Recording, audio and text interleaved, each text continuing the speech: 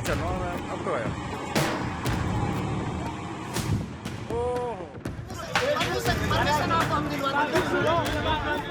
चूरू के सुजानगढ़ में 4 लेन सड़क विस्तार के लिए सालासर बालाजी के प्रवेश द्वार और राम दरबार को जेसीबी से ध्वस्त करने का मामला अब तूल पकड़ने लगा है। इस मामले को लेकर बीजेपी अब गहलोत सरकार पर अपना गुस्सा निकाल रही है। पूर्व सीएम वसुंधरा राजे, बीजेपी प्रदेश अध्यक्ष सतीश पूनिया और गजेंद्र सिंह शेखावत समेत तमाम बीजेपी के नेता अब कांग्रेस को राम विरोधी बता रहे हैं। इस मामले को लेकर आरोप प्रत्यारोप का दौर जोर पकड़ने लगा है। मंदिर को दूसरी जगह शिफ्ट करने की बात की। इन्होंने तो रात के अंधेरे में जिस प्रकार से गेट को गिराया और बहाना ये किया कि सड़क चौड़ी करनी है, तो जरा राम की जो ऊपर मूर्तियां लगी थी, राम की, लक्ष्मण की, जो भी, उसको ससम्मान वहां से उठा करके एक प्रॉपर स्थान पर रखते, उसके बाद सड़क चौड़ी की बात करते, जनता से करते, वहां के जनप्रतिनिधियों से करते, तो कोई समाधान होता। ये रात के अंधेरे में तो इस प्रकार मैं समझता हूँ, ये तो औरंगजेब भी इस तरह की घटनाएं नहीं घटित करता था, वह भी दिन में कभी करता होगा, लेकिन रात के अंधेरे में तो औरंगजेब ने भी इस तरह के अत्याचार और इस तरह की मूर्तियों का अपमान शायद उसने भी नहीं किया। उधर कांग्रेस सरकार के बचाव में अब मंत्री और सीएम के सलाहकारों ने मोर्चा संभाल लिया है। मंत्री प्रताप सिंह खाचरियावास कहते हैं कि वो तो खुद भगवान राम के वंशज हैं, ऐसे में भगवान का अपमान तो वो सोच भी नहीं सकते। खाचरियावास इस कार्रवाई का ठीकरा अधिकारियों के मत्थे मढ़ रहे हैं, तो वहीं सीएम के सलाहकार संयम लोढ़ा तो राम दरबार की मूर्तियां तोड़े जाने को लेकर केंद्रीय मंत्री नितिन गडकरी को ही जिम्मेदार ठहरा रहे हैं।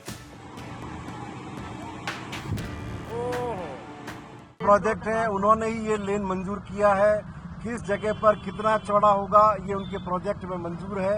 एनएचआई ने जब प्रोजेक्ट मंजूर किया तब गडकरी साहब को ये देखना चाहिए था कि वो क्या क्या तोड़ने जा रहे हैं। ये क्या, आपको याद होगा, या यूनुस खान जब मंत्री थे उनके घर के अंदर उन्होंने शिव जी का मंदिर तोड़ दिया था।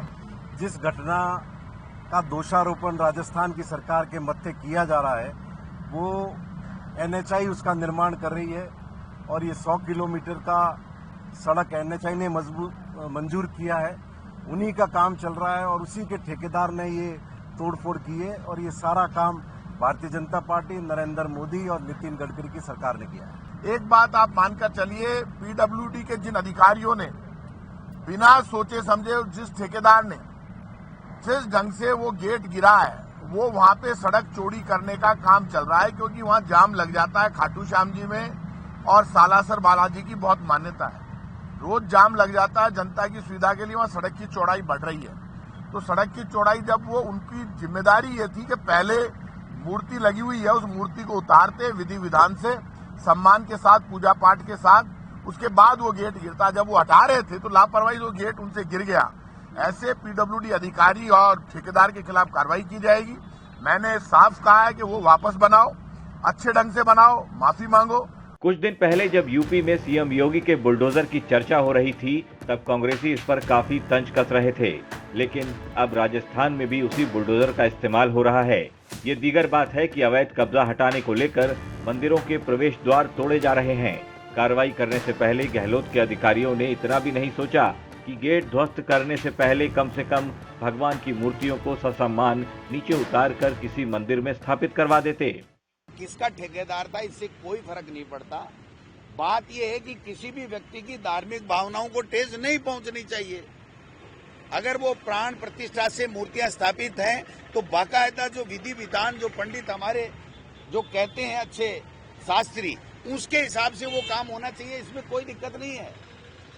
लेकिन बात ये नहीं है, बात ये है कि भारतीय जनता पार्टी के लोग सालासर पुजारी परिवार को और लोगों को वहां टेलीफोन कर करके ये कह रहे हैं कि आप धार्मिक भावनाएं भड़काइए, हम आपके साथ में, हम इसको उग्र रूप देना चाहते हैं, क्योंकि 1.5 साल बाद में यहाँ पर चुनाव होने।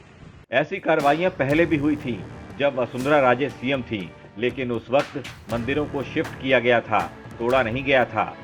भगवान की मूर्तियों को पूरे आदर से मंदिरों में स्थापित किया गया था, न कि उस पर यूं बुलडोजर चलाया गया था। ब्यूरो रिपोर्ट, राजस्थान तक।